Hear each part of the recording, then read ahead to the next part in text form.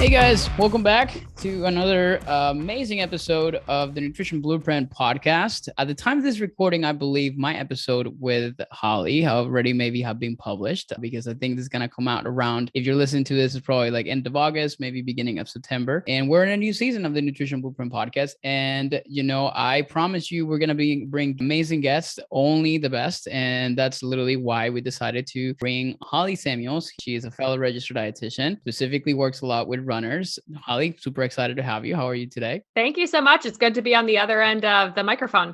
Yeah, absolutely. Well, I'm going to tell people a little more about you, but then I'm going to let you introduce yourself. I know based on what I read from you, based on our conversation, you are the owner and the founder of Fit Cooking Nutrition. One thing I did not know about you until I kind of read a little bit about you is the fact that you actually worked in a bakery at some point, right? And then that's kind of how a lot of things started for you.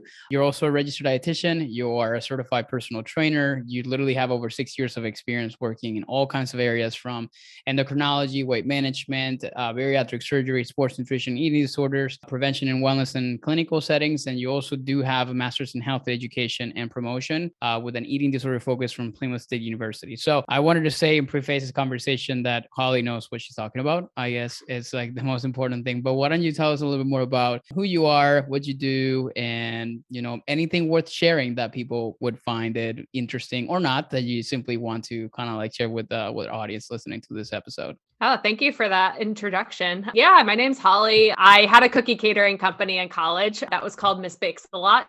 I make a mean chocolate chip cookie. Oh, so you owned it. And I owned it. Yeah, I was a baby entrepreneur in college. And now, I guess I'm an adult entrepreneur in adulthood. But yeah, I always thought I'd be fun if I owned my practice one day, to have like cookie still in there somewhere. And my husband actually helped me come up with the name Fit Cookie Nutrition, which is why it's called Fit Cookie Nutrition. And the cookie is referring to like a traditional chocolate chip cookie. Like there's sugar in it, there's butter. And I do have a not really non-diet, but non-restrictive approach. Because I think sports nutrition within itself can sometimes be very specific, but I have a non-restrictive approach to helping runners in particular, but all types of endurance athletes at all levels fuel their bodies for performance. And just, having a non-restrictive approach, having cookie in the name kind of makes sense. So I don't bite. But yeah, that's kind of a little bit about my practice. I've got a podcast as well that Andres was on not too long ago, chatted about CrossFit nutrition. And I love putting out episodes there. Getting a little bit nerdy is one of the things I do best. And yeah, I'm an avid runner myself. I guess I'm a recreational athlete, but I specialize in the half and full marathon. And when I became a runner kind of during and after college, I didn't grow up running or anything like that. But when I got into the endurance world, I had a lot of questions.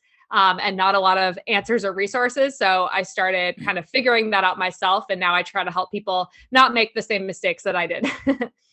Yeah, that makes sense. Now, I always like to kind of get people's stories on how they, particularly dietitians, on how they got interested in nutrition. I'm guessing since you mentioned that running came after mid-college or so, like the decision to go and pursue nutrition was before you're running, all these different areas. So what sparked that interest? Yeah, I think similar to you, I went to college pre-med and I was like, I'm going to be a doctor. It's going to be great. And then actually UNH, which is in New Hampshire, which is where I live, where I went to school, they do make us take like a 1 credit, like, this is what you do with your major. This is what's coming. This is what you have to do. And I decided during that class that I did not want to be a doctor. It was just a lot about, medication and treating different diseases. And I always felt that in healthcare was where I belonged, but doctor role wasn't quite right for me. I kind of thought about nursing and like some other avenues as well. And one of my advisors actually is who taught me what a dietitian even was, and was like, I think this might be the right fit for you. And it was. So I was really grateful for her. Shout out to Dr. Lockwood at UNH, but who is definitely since retired. But anyway, yeah. So, I mean, I kind of pivoted, and I'm sure as Andres knows, the nutrition dietetics degree is pretty much pre-med still. It's a lot of science. I think it's like one statistics or calculus class short, of being a pre-med degree. But essentially it's still a lot of science. So I was still very happy there. But a lot of it did specialize more in nutrition. So I just really liked the idea of helping people from a more holistic approach. I always loved food and learning more about that. And a lot of it was definitely, selfishly fueled too. I wanted to learn how to eat healthfully. And I definitely struggled with my relationship with food in college. I struggled with my relationship with exercise as well. Definitely was a bit disordered with it. Had a couple of friends who were diagnosed with eating disorders and kind of watched them go through treatments as well. So I kind of got into running around the time of the Boston Marathon bombings. I was not a runner before that happened, but kind of like a lot of people in the country, I remember where I was. Ironically, I was in anatomy class with that advisor, Dr. Lockwood. She had turned it on the TV and just kind of was, blown away by that whole situation, and picked up running after that, and had a couple influences and peers in my life too, who helped me get into the endurance world. And I totally caught the bug. Like, I always hated running, and I don't really know what clicked. I think what clicked is that I started using it for stress relief and because I enjoyed it, and not to change the shape and size of my body or to, burn off the calories I was eating, which was how my relationship with exercise had been prior. And yeah, totally got the bug and got into it, and really had to do a lot of my own research in terms of sports nutrition. It's something that they don't teach us a ton about as, dietetics majors or in our internships, because it is a specialty. So that's kind of what led me to where I am today. Yeah, I love it. So I'm gonna give you a couple interesting facts. One, I think I already kind of shared my story that it's like, oh, wait a second. Let me. Did I disconnect? I can hear you now. Okay, is it good now?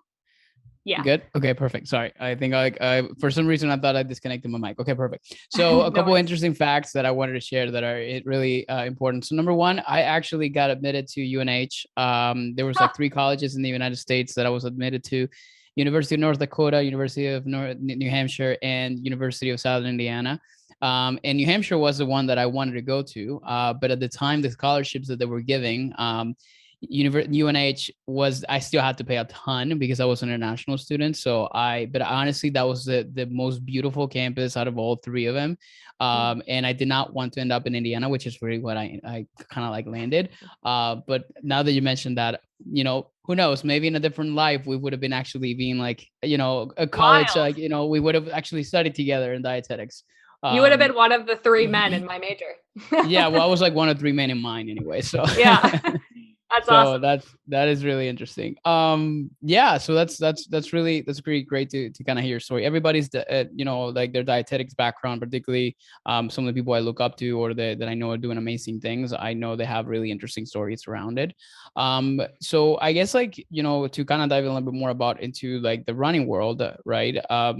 This is something that started usually around your college years. And now is that immediately in that moment when you started to connect it to nutrition and started to really kind of pair the 2 things together and started learning a little bit more about, okay, how do I fuel my body according to this?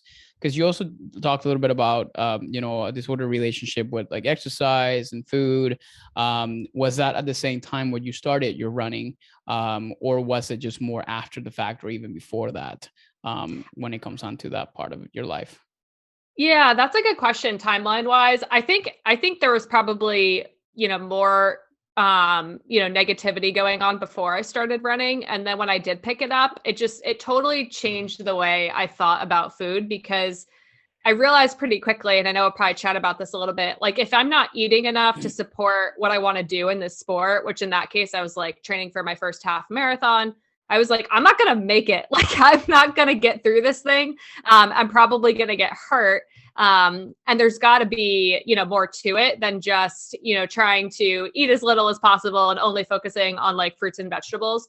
And that's not necessarily what they teach us in school. Obviously we learn a lot more than that, but I think it was just a preconceived notion that I had and that I know a lot of my clients also have, when I got into the running sport. So it really just changed the way I thought about food. I really needed to use it to fuel, what I wanted to do instead of running to burn off the food that I ate, if that makes sense. So that was kind of one way that started to help my relationship with food. I also, found better coping mechanisms for some of the anxiety and like mental health stuff I struggled with, other than pursuing disordered eating, and having that as the only outlier. And, that's also what led me to want to get my master's later on in eating disorders, for my own journey, but also when I started working with people one-on-one in all of those settings that you mentioned, diabetes, endocrinology, bariatric surgery, a lot of weight loss, cardiac, all that stuff. I noticed a lot of people don't have a good relationship with food, even if they're not runners. And then a lot of people in sport don't really understand how much they actually need to eat to support what they're trying to do. So that's what kind of led me down that road as well. So yeah, I just really wanted to learn more about how to fuel my performance. And that kind of took over the previous issues that I had with food personally. Yeah.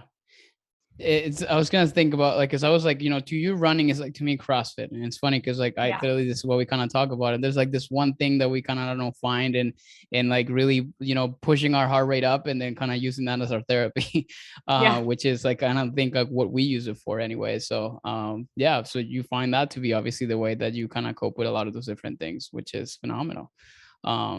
So I guess like also like kind of diving a little more into like the nitty gritty science of, running and nutrition and all different things. So, cause I know obviously you work mostly with people now in the running world.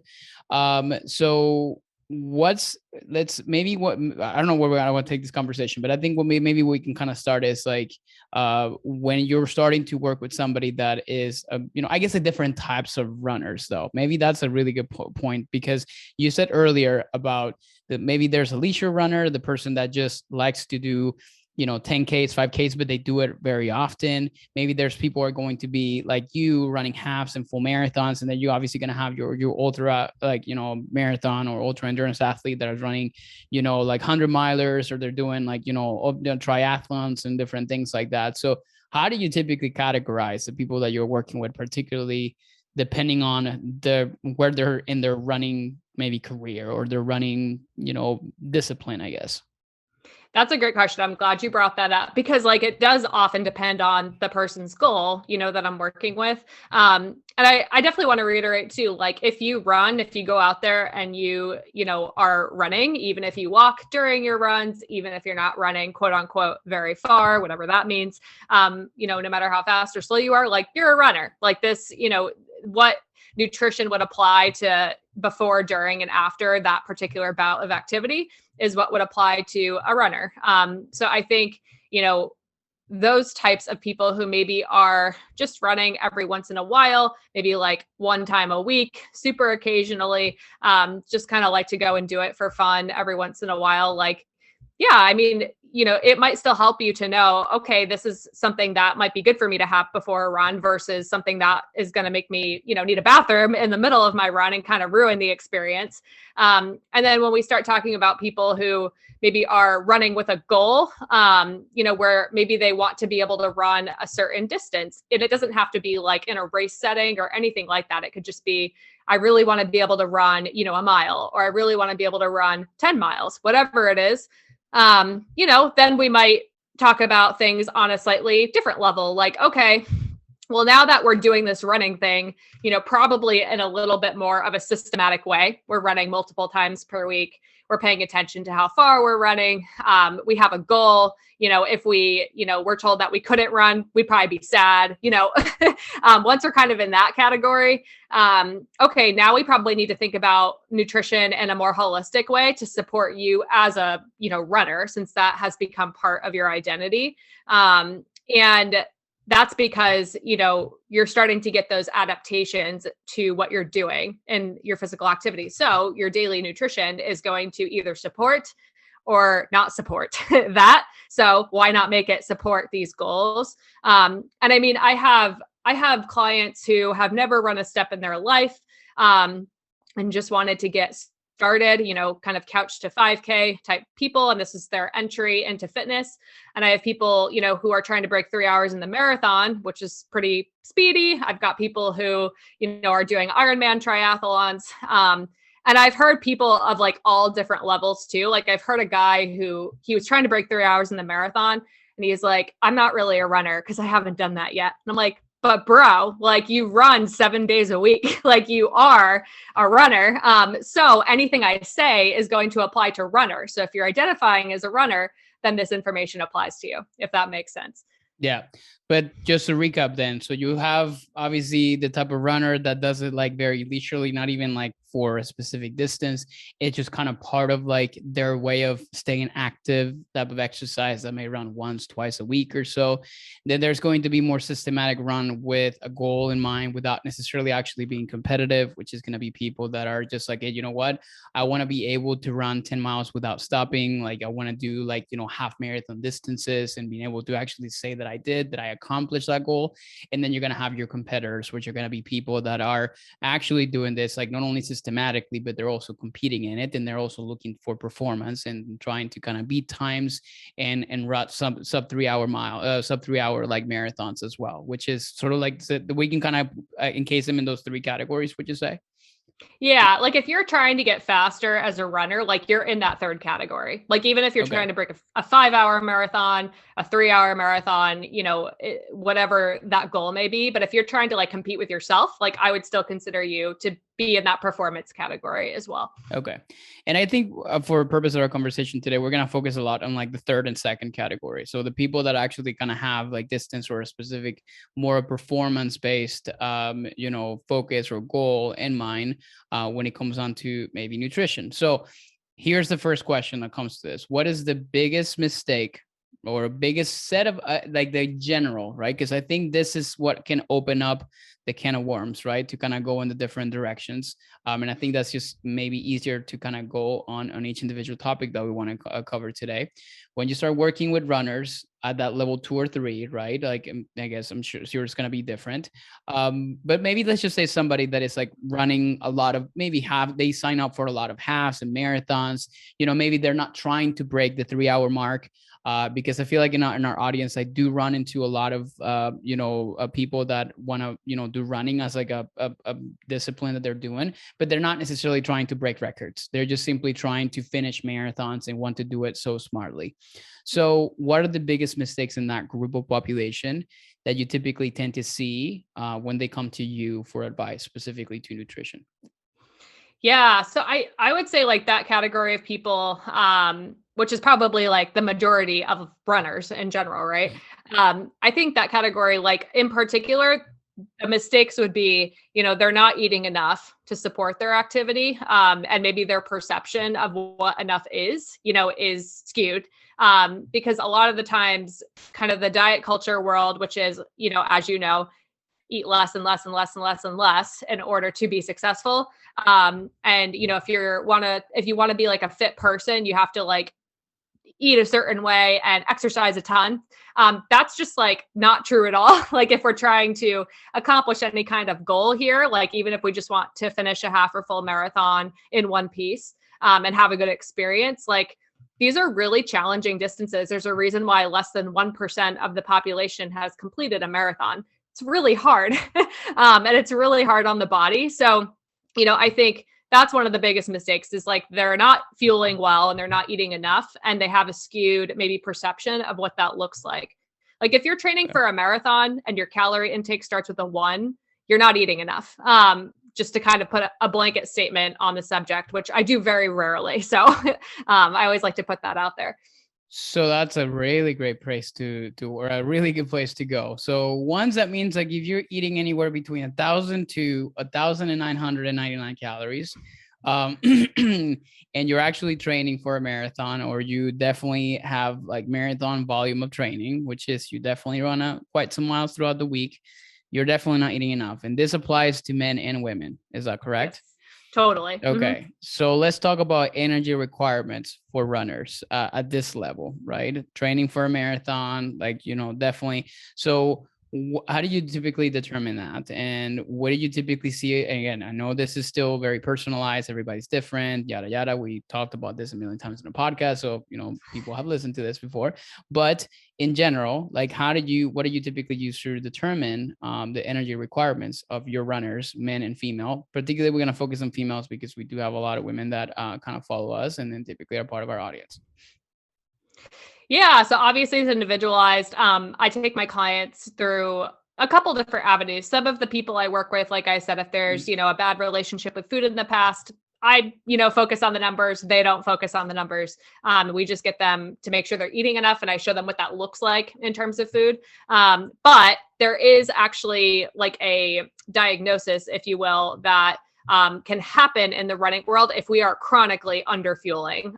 So if you don't eat enough one day, like you're not going to spontaneously combust. But, if you're chronically not eating enough and you're getting into half marathons, full marathons, and you start to have lower energy availability, there's a diagnosis called RED-S, which is relative energy deficiency in sport. And this affects like all body systems. It used to be called the female athlete triad. Obviously female in the name suggested that it only affected females and their menstrual cycles. But now we see it really affects people across the gender spectrum, which is why it got renamed. So one kind of calculation, if you will, that kind of came out of this diagnosis for RED-S is to basically say, if you're, eating below 40 to 45 calories per kilogram of lean body mass, which I know a lot of people don't know like what their lean body mass is unless they've done a body composition test. So that might be hard to figure out. But if you're eating below that, you're going to be at risk for this particular condition. And if you want to get performance benefits from your nutrition, you're probably going to need to eat like way more than that. This is really just the bare minimum. So even just to do a fun case study, I was actually going to do the math in here because I think I love to kind of like throw some people in or like just kind of like throw some numbers at people. I think that actually makes it a little bit easier. Yeah. So like, let's take someone who maybe has like 110 pounds of muscle mass, which I would say is pretty good for a female. And we're going to turn that into kilograms, which is 50. So we've got kilograms now of body weight, which is 50 of lean body mass in kilograms. And we multiply that by 40, that's 2000 calories. So, even then that's someone who's probably pretty light in terms of their lean body mass. And we're achieving that minimum 2000 calories to avoid this kind of chronic condition, which can result in things like bone injuries and stress fractures, gut issues, energy issues, libido issues, reproductive issues, and lots of other things too. So that would be maybe like a person that weighs like maybe that has like, a woman that has maybe 20% body fat, probably is like weighs actual full body weight would be like 130, 140 or so. Yeah. Based on what you just said, like in this case study, I guess. Yeah, totally. Okay, got it. So you're saying then that one of the key indicators is like, if you are that person in this case study specifically, when you do this math, 2000 calories or below is definitely going to be at risk factor into maybe kind of having these issues with RED-S or the relative energy deficiency with sports, which is what you just mentioned, right? Yeah. And like, again, if you miss out on your, your calorie intake one day, you're going to be fine. But like this type of chronic condition, it like creeps up on people very slowly over time. So this is something I see case study again, all the time. Like runner gets into running because they just want general fitness gains, or maybe they got into running to lose weight and they're already maybe in a calorie deficit. Runner falls in love with running and now has goals in running. They want to do a half marathon. They want to do a full marathon. Maybe they do it this way and they do pretty good, but now they want to do it again and they want to do it better. So they keep going, eating the same way. And eventually over time, they find, oh, I'm kind of injured, or oh, like I don't have that like spark on my runs like I used to, or, oh, like I'm starting to have like GI distress randomly. Why is that happening? Or, oh, I'm not sleeping that well. Or, oh, my periods went missing, or they're starting to be irregular if you're female or if you're a menstruator in general. Or, oh, I'm having trouble holding on to lean body mass, or I'm gaining, body fat. Those are all things that can start to creep up on people that I see all the time in runners. Now, when you bring up, I'm sure you run into this very often, right? Even somebody that loves running and they want to kind of take it to the next level, particularly like, a woman. And I'm sure that a lot of times, like when you start working with them and you kind of throw, the 2000 calorie number in there, they may actually kind of throw some eyes at you, or like they're like mesmerized what you just told them, right? Because I think there's obviously, even when there's people that are not looking to lose weight and make that the goal, they're still maybe tied up with the idea that I want to be lighter. I still want to make sure that I look good. And then the list goes on and the reasons why they're afraid, right? So a lot of times is they're scared to jump up their calories too much. So do you run into that often, and how do you typically combat that with the people that you work with, and particularly women that, that for some reason 2000 calories is kind of like the cut point of like, wow, that's too much, right? That I typically kind of run into all the time. Yeah, I run into that all the time, pun intended, with clients. Like it's something that comes out often. Like even someone who's like, I think I have a good relationship with food, or maybe I think I have a pretty good body image. Like we test that by, putting these things in place. Because I think the fear often is, well, if I eat that much, I'm just going to gain weight. Yeah. And I mean, if you've been under fueling for a while, and by that, I mean, not eating enough calories, like, yeah, I mean, some body composition changes can come when we start to eat more. And I think, short-term versus long-term body composition changes kind of depends on the person's history and their genetics and what, they're doing activity-wise. But it's something that I see happen all the time. And I think if there's going to be a mental barrier, to eating enough to fuel your activity, then we really need to sort through that. I try to assist my clients with that. That's why I got my master's, in eating disorders and health education. But some people do find like, oh, maybe I actually need to hire like a therapist to help me, process this, because, I can tell them about nutrition all day long, but if they don't want to go do it, like, because they have some of these psychological preconceptions, or we start to, find some things in the past or things they've been told by coaches in the past that are creating some of this disordered thinking. If that's going to be a barrier, then we need to address it, in a way that makes sense. And that does happen really often with people. But I also see that once people do start to incorporate this, maybe they start to eat more, they start to fuel before, during, if necessary, and after their workouts and their runs, they do start sleeping better. They do start performing better. They do start feeling better overall. They're less cranky. They can get more out of their training and actually achieve new levels that they thought, oh, I just plateaued, I'm never going to be faster or whatever. No, like they start to do really well. And sometimes too, that positive reinforcement is really helpful too.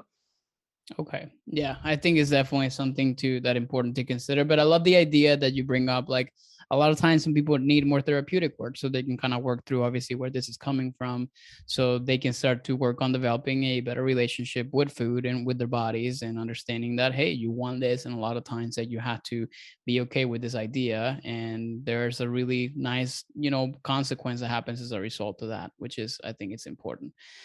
Now, when we start to break down the calories into now more specifics, right? One of the things that a lot of times within the running world is very controversial is, what is the breakdown of like how those calories need to be breaking down, right? And for people listening in, you guys know what we're referring to because we talked about this in the past. Carbohydrates, proteins, fats, the breakdown of those things, the percentages, and all different things like that. So from my sports nutrition days where I was really focused on those different things, there were different kinds of schools of thoughts around this based on, percentages of your total calorie intake. And usually endurance athletes, you have a higher need for carbohydrates, comparatively speaking, to fats and proteins. You definitely can kind of keep us updated on, what's new right now, or what do you still recommend when it comes down to that. So when you look at those calories that people are consuming, how do you typically break them down for runners that are definitely running quite a bit on a weekly basis? Yeah. And this is like such a pain point too. Like you said, like people's first experiences with me, I'm like, okay, I need you to eat more in general, and I need you to eat more carbohydrates. So we can really open two cans of worms at once sometimes, because I think a lot of messaging is eat as little as possible, and definitely don't eat carbohydrates, if you want to be a quote unquote fit person. And that's just not true. So you're totally right. As far as like percentages, like I pretty much never would put someone under like 45% of their calories coming from carbohydrates. A lot of runners are going to need a lot more than that, maybe 60, 65%. That kind of tends to be the range. And it depends on their goals and like what else they're doing and what they respond well to. We actually know from newer research that previously we considered runners to just not have to really think about like protein needs as much. But now we know actually runners could use more protein than we previously thought. Maybe not as much as someone who's solely focused on like bodybuilding or strength training, where it's probably at like 2 grams per kilogram of body weight per day, but probably closer to like 1.4 to even 1.8 for some of the people who are incorporating strength training and running, which I recommend, by the way, grams per kilogram of body weight. So, I think basic sports nutrition, yeah, we need to be mindful of like our total intake throughout the day to make sure we're meeting needs. But also it is about like when we're having these things throughout the day as well. Okay, so let's go back to our case study. Let's just pretend for a minute here that we have a 2,000 calorie athlete. So what we're saying is like the 45% out of that will probably be closer to, I think, like, let's just do math real quick. So 2,000, 45%. So at least we're looking at 225 grams of carbohydrates per day at a minimum for somebody like that. But I'm for sure, like, you work with people that are way above that, those numbers. That's like the bare minimum, just so people can kind of get an understanding of really what that look like in terms of like how much calories, which if you tell people 200 to anything above 200 grams is like, that's insane. I cannot even fathom thinking of eating that many grams of carbohydrates. But that would be sort of like, for somebody at that point, that would be the bare minimum pretty much.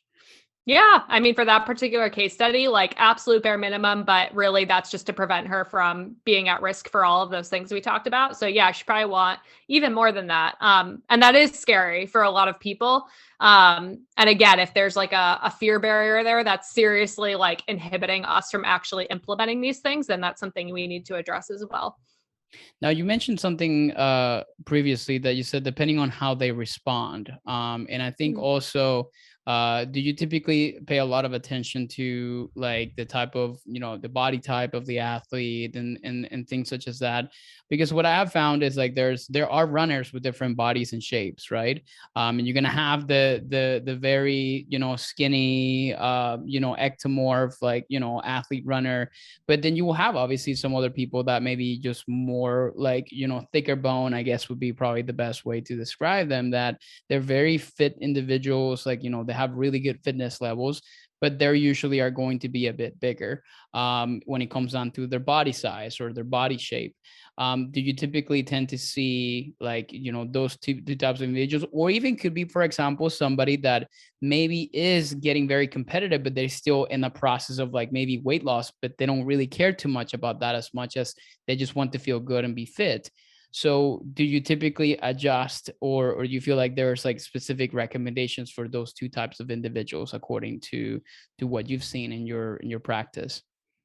Yeah, in terms of research, like I don't think there's a ton to support that in particular for like endurance athletes. Like I just don't think we have like a ton of research on that like body type theory. But from what I see in practice, like all types of bodies are runners. Like if you want to be inspired, like go stand at the finish line of a marathon and you are going to see all types of bodies crossing that finish line at all different times. And it's actually super cool. What I see in people in terms of like how they respond, yeah, I mean, I think body type wise, I don't necessarily focus on someone's body type, but like, how is their body composition responding to this? Like, are they someone who has a really like, they tend to have a really easy time like building or keeping muscle mass? Okay, well then that, might imply one consideration. Or maybe there's someone who absolutely cannot build muscle mass to save their life, or they've, got other like medical things going on. Maybe they have an insulin resistance issue, or maybe they feel like, oh, whenever I do eat carbohydrates by themselves and then go for a run, like I crash in the middle of my run. If these different types of like biofeedback markers are coming back, then we might tweak things. But it really does kind of depend on the whole picture, because I mean, I have people who are totally different shapes and sizes, like eating the same way and having great results. So, it just kind of depends on the overall picture in general too. Yeah, I think at the end of the day, also people maybe kind of go into different tangents thinking that maybe I just don't respond well with this, and they kind of get that idea in their head. And that's why a lot of times even the client themselves or the people themselves bring that up. Yeah. And in reality, it's like, you know what, stick to, trust me, like, stick to Yeah. what kind of works, and kind of see the process through, I guess, out of the, I think, the main things. Yeah. So Like, have you been doing it in a different way for a really long period of time? Well, then it might take a while to adjust to doing it in a different way. I think a lot of the times, like with sports nutrition products in general, like some of it's just about trial and error. What do you like? And it can take some troubleshooting. yeah, nutrition products. That's a really good kind of like maybe segue into that, because I definitely wanted to make sure we kind of break down a little bit. This is again another question we get all the time when it comes down to how to fuel for running, right? How to fuel for running, like, the moment of, not necessarily just as a whole picture into what happens in a day, but more about considerations when you're about to go on a 30-minute run versus when you're going to go in like a 2-hour run, right? So maybe we can kind of start to break it into before, the during, and the after. And I think that's like probably the best way that you typically describe it. So which one would you like to pick to start? The pre? Could start at the beginning. Yeah, let's go for Okay. pre. So what are some of the things, like, because that's a whole world too. And there's actually food products and brands and different things created for purposes of this. From the biggest brands and Cliff Bar and all that kind of stuff like that to companies like UCAN and all those different things. So what are the general guidelines that you typically tend to establish for pre-running, pre-fueling prior to runs, and what are some like the things that or variables that you typically pay attention to make those recommendations? Yeah, like what do I eat before my run? So the general things we want to think about before any exercise activity, but especially running, and what sets running apart and I think makes it harder for people is like there's jumping around and sloshing of the GI tract involved. Like we're taking our whole system and just like, bouncing it around on a run versus going into the gym or sitting on a bike. There's not as much movement happening. So I think that can make it a bit more tricky sometimes for people and have what they tolerate look a little different before a run versus maybe what it's like before a bike or a walk or a strength training session. But we do want to focus on simple, easy to digest carbohydrates. And this is going to look like things that are low in fiber, and things that sit well according to the individual. So it could be, some applesauce. It could be dates. It could be a piece of fruit like a banana, or a piece of toast. It could be graham crackers. And again, if you do have a more sensitive system and you do find yourself having, GI distress, maybe more than your other running friends who are eating the same things, then you're probably going to want to look for the lower fiber versions. So that would be like the white bread versus the whole wheat bread. It might be the applesauce versus the apple. It might be the graham crackers versus the super high fiber granola bar. And again, I'm like, I want you to eat more. I want you to eat carbs. And I also want you to eat simple carbs. People are like, you're crazy. How are you even a dietitian? But that's where sports nutrition, especially for runners, it's just different. It's totally different. And that's why people, I think, can get so confused as to what they're supposed to do. And I've been there myself. But it depends too on how long you're going to be running for, and how long you have to digest whatever it is you're eating. Typically, the closer you get to your run, the more simple the item of food that you're eating has to be and easier to digest it has to be. If you've got like an hour or two, you could do something like, toast with peanut butter and banana. Maybe you could do oatmeal with berries and nuts, or you could do some berries and yogurt. And it could be a bit more complex, but we do still want to make sure that we include that carb component and are mindful of our fiber and fat intake, because those take a long time to digest. And if there's anything left undigested in your gut when you go and start sloshing it around on a run, well, you can probably guess what's going to happen. Blood gets shunted away from the GI tract because your muscles are working and they need the blood. And then whatever's in your GI tract is either going to come up or it's going to go straight through you. Yeah. That tends to happen sometimes in some athletes. So when it comes down to, did you ever typically or talk about grams of, for example, carbs prior to or within a specific period of time. So when you're talking about the dates, like the applesauce and stuff like this, I know there are recommendations around this, but do you typically set numbers? I'm guessing it also depends on the client, and some of them are super number driven and some people are not necessarily, and they just want to be told like, okay, like give me some options. But in general, what is sort of like the recommendations? And also for me to know, because I'm super always curious about this stuff, is there a specific gram amount that you typically recommend prior to running? Again, I guess maybe just kind of like put it like two different scenarios, because like, or different scenarios in here, because I guess it really depends on the duration of the run. But in general, what do you typically recommend depending on how much you're going to be running for that bout? Yeah. So again, some of it'll depend on like when you're running and the timing, but generally speaking, like if you're going out for, 60 minutes or less for a run, then, probably looking between 30 and maybe like 70 grams of carbohydrate. And again, it's a pretty linear relationship. The more you're running, the more carbohydrate. Those are kind of some good guidelines. And if it's going to be like a longer run, so maybe you're running over an hour, that's when we kind of get into that 70 to 90 plus grams of carbohydrate pre-run. And that's where too, it can be just harder in general to get that down like 30 minutes before. So you might need to book in some more time so that it can digest, or use some super concentrated sports nutrition products that have been engineered to digest really quickly. Okay. And so that's okay, because I wanted to ask you a little bit more about that, because people have asked me in terms of products, right? I have run into things like Generation Yukon. I run into other types of like what they call super starches, which is really, is that the type of products that you're referring to in terms of like more, because at the end of the day, I guess like those products are just designed for digestibility, right? And then different types of carbohydrates that can be absorbed at different rates. Yeah. So this kind of gets into before, but also like the during run nutrition. What's really cool about all these different sports nutrition products that we have now, I'm like looking at hundreds like on the desk next to me, because I'm always pulling out samples to show my people on video calls. But what's really cool about them is one of the things that can, I guess, like impact our ability to absorb and tolerate and actually use the carbohydrates that we eat is taking in different types of carbohydrates. So looking at like sources of carbs from glucose versus fructose versus starches, maltodextrins, those types of things, because they do use like different pathways to get absorbed. So it's kind of like adding more lanes onto the highway. We're not going to get blocked up and have, reflux or GI distress as a result if we're using multiple types of carbohydrates to fuel.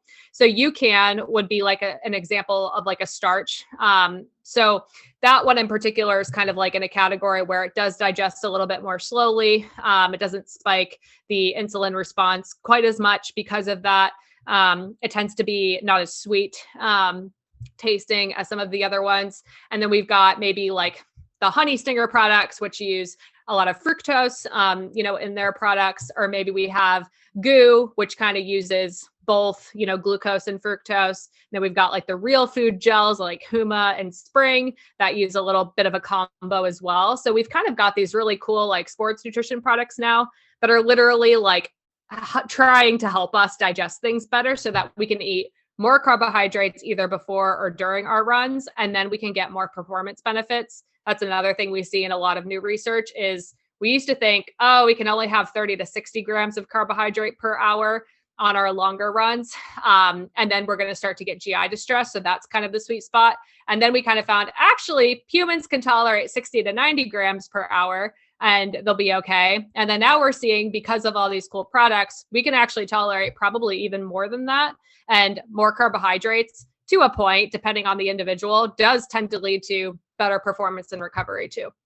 Which is really what now we're talking about more like in performance or like in running nutrition, which is what you consume when you're running. Now, this is just reserved for, in your opinion, to anybody that is running 60 minutes even on the higher end plus, right? Like somebody that is running less than 60 minutes on one bout of exercise, you don't even need to worry about consuming something during. Is that a safe assumption here? Yeah, I'd say that's fair unless you're running for 60 minutes and then you're stopping and immediately like going and doing like a strength workout or going and doing something else. then that whole chunk of time is more than 60 minutes and you may benefit and be recovered better if you do something during. But right, yeah, it's like that 60-minute bout of activity. If you're doing less than that, you don't necessarily need to worry about like gels and that kind of thing. Now, back to my sports nutrition days, I remember that anybody that was, doing any type of endurance exercise or movement for more than 60 minutes, I remember that time they had kind of recommendations on like grams per hour or like every 15 minutes or so. And I think they kind of created a bit of a rule of thumb, depending, again, very personalized in certain ways, which is like, 15-15, which is like 15 grams of carbs every 15 minutes or 60 grams of carbs, obviously per hour, depending on the intensity of the run. It can actually go upwards to 90, but then, now you're saying that you can actually be a lot longer than that or a lot more than that. Is that also similar to the recommendations that you give to a lot of the runners that you're working with when they're really exercising or they're doing running that kind of extends beyond that 2, 3, 4 hours? Yeah, once we're kind of talking about like that 2 hour plus range, that's when I really start to say, okay, if we can get like at least 60 grams per hour, but if we can get more than that, that'd probably be better, especially if we're doing 2 hour long runs with the idea that we're going to be going longer because maybe we're training for like a marathon or something longer. And I mean, there's a lot of ways to do it. There's a lot of products out there. Things that tend to be super common are like having those gels, whether it's like a Gatorade brand, Goo brand, Honey Stinger, there's a zillion out there. They all tend to be around 20 to 30 grams of carbohydrate. So I tend to use like, realistic measurements. So I'd say take a gel, which is like 20 to 30 grams of carbohydrate every 20 to 40 minutes, depending on what the goal is for you. And then also using like liquid sources of carbohydrate to help meet our hydration, electrolyte, and fluid needs, but could also contribute to that carbohydrate intake, like Gatorade Endurance, Scratch Labs, Tailwind, there's a lot out there. So a lot of the times it's about finding the right combination for people. Okay. And then we switch over to after, which is obviously what do we do whenever we finish a run? And I guess this really depends on whether you ran a marathon, right? Or you just simply kind of ran, like you had like a bout of training session that was, I don't know, like a 10-mile block or something that you did throughout that process. So what does what's the recovery nutrition look like? What are some of the things that you prioritize for runners? Yeah, I always like to say if you have not refueled after your workout, then your run is not over yet. So the sooner you refuel, after your workout, the sooner you're going to start to recover. If you can do that within, an hour, but really preferably for me, I like 30 minutes for a lot of my clients, then you're doing pretty good. And we typically want to focus on protein and also carbohydrates after a run. And that's going to help repair your muscles, but also help replenish glycogen stores, which are that stored carbohydrate, which we really want to train our body to be able to store glycogen, especially if we're, going to be competing or just running in an event that's going to take us over 2 hours, because that's where our glycogen stores are going to come in handy. So we really want to focus on those two things. They used to talk a lot about like the ratio of like protein to carbohydrates, that like 3-to-1 ratio of 3 grams of carbohydrate to 1 gram of protein. I mean, it kind of depends on the person's overall needs, but I mean, I kind of like to say, get something in that has both of those things within 30 minutes. If it's a full meal, great. You're probably meeting your needs if it has those two components. If all you can do is like a drink or a snack, that's fine too. Try to have it, have both of those things. If you're an older, runner, master's runner, you're over 40, we do really want to make sure we're getting, at least 30 to 40 grams of protein, like within 30 minutes after a run to help with rebuilding muscle. But I know that's pretty specific. So, I mean, there's a lot of ways people can do this. They could do, protein shake and have, maybe half a sandwich on the side. I know a lot of people tend to not have a huge appetite sometimes after a harder or hotter right now in the summer training session. So maybe focusing on liquids might be more realistic. But if you're only doing a protein shake and it doesn't have carbohydrates in it, we're kind of missing the mark on our carbs. So we want to make sure we get those from somewhere else. Okay. The last few questions, because we don't have a whole lot of time left and want to be respectful of your time, are going to be they could be more of a bit of a rapid fire, not necessarily kind of getting into depth, but one I definitely want to make sure I cover is let's say for somebody that has a really good nutrition foundation, they're doing all the right things. What type of supplementation have you found to be effective for runners that sometimes you may kind of throw in the mix to fill important gaps? You mean like micronutrient type stuff? It could be micronutrients, or it could be more performance-based stuff. Like any type of like, well-researched supplement that you recommended. Even things such as, for example, like I know there's a lot of people in the endurance world talking about tart cherry juice, or like, even beets and nitrates and different things like that, creatine, beta alanine, like, areas of that, if that's something that you typically have talked about or recommended in the past. Yeah, if we're like super solid in our foundation, we're eating enough, we're doing really well for our actual run fueling itself, and then we can start to play with some of those like ergogenic aids or like quote unquote fun things. I always like to tell people this can help your performance if we've kind of walked up the pyramid and started from a good base, right? But like just adding it in isn't gonna like make or break your performance if those other things aren't in check. I'd say one of the first things people can start to experiment with is caffeine. That's like a super basic one, easy to find. It's in a lot of sports nutrition products. And caffeine can actually have a pretty profound effect on our ability to not feel as tired as quickly. It doesn't necessarily like, make you super fast or anything like that, but it can make you feel less tired so you can perceive to, keep going. And everyone's going to respond a little differently to caffeine. So, but that is something that I'll have people experiment with for sure. Okay, cool. Other question relates to somebody that maybe has a race. Let's say for purposes of this chat, like, half to a marathon, right? So like maybe like sort of like mid to like a full distance. How would you suggest they manage your nutrition? There's different schools of thought in terms of like carbohydrate loading, which for people listening in is the process of literally loading up your glycogen storage, which is where your body stores, the form your body stores carbohydrate. It's kind of like your little carb tank that you have kind of limited access to through to a certain extent. Now, there's different kinds of schools of thought around carbohydrate loading, but do you typically recommend, or do you have anything specific that you would say for people that maybe have a race like that on a weekend when it comes down to preparation for it leading up to those days? I love this question.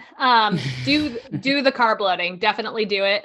In terms of schools of thought, I know there's a lot of different ways to carb load, but what's best supported by research, and people love to talk about, you don't need to carb load. That's, not going to work. No, it does work. And what's really well supported by research is typically 8 to 12 grams of carbohydrate per kilogram of body weight per day. For 1 to 2 days, probably before something that's going to take you between 90 minutes and 2.5 hours, and between 2 to 4 days for something that's going to take you over 2.5 hours. And I always like to say that because some people run a half marathon in 3 hours and then others run it in 90 minutes. So kind of take what you want with that information. But yes, it is per day. I always get that question too. Is it 8 to 12 over the course of 3 days, or is it per day? It is per day. Yeah, because like, so just so you can kind of get like, if you guys care with the 200 grams of carbohydrates, if you're listening to this, I mean, we're talking, this is like grams per lean body mass or kilograms for like actual body weight? Body weight. Yep. Let's take the same case study. So that person was about 60 kilos, right? Because you said it's like 110 was like lean body mass. So we're pretending they're like 120, 130. So let's say 65. So we're talking about that person should be consuming anywhere between 520 and about 780 grams of carbohydrate per day on those days leading on to that race, right? Yes. Yep. Okay, we're gonna let that sleep in here for a minute for people listening into that. so simple carbohydrates work better too. So low fiber. Well, that's another part of it too that I tell people is like, how in the hell do you typically get that much? It's like, well, it's not gonna be by eating sweet potatoes. I can tell you that, right? Yeah. So it definitely needs to be incorporating, and then you see that's why we typically kind of say something important, which is sports nutrition is different nutrition. It's not the same kind of standards, and a lot of times you have to kind of rewire your brain a little bit because you're gonna be eating a lot of things that a lot of times we think, would you need to eat this in moderation? Well, perhaps you're going to have to be drinking like 3 to 4 glasses of orange juice, 16 ounces each throughout the day, just to make sure you're kind of fitting a lot of those needs that you need for the rest of the day. So that is just something a lot of the times that we had to kind of be reflective on when it comes down to that process. So, well, right. And okay. there's a reason why we don't eat that way, every day. It's for 2 to 3 days. And it's not to feel good during those 2 to 3 days. It's to feel good at mile 20 of your marathon. So I always like to use that light at the end of the tunnel as well. I love that. Yeah. I definitely wanted to ask that question because I knew what kind of like the answer was going to be in a certain way. But I wanted people to kind of have a little bit of those reality when they were listening to that. So that's perfect. Awesome. I literally think I covered pretty much every question I wanted to ask you today, which is super awesome. I'm very excited about it. So thank you, Holley, for being here today. We're going to finish up the podcast today with some rapid fire questions, just like you have like your question and like, the song. I have my own. So we're going to kind of go through that. And then you can maybe tell people a little more about where they can find you.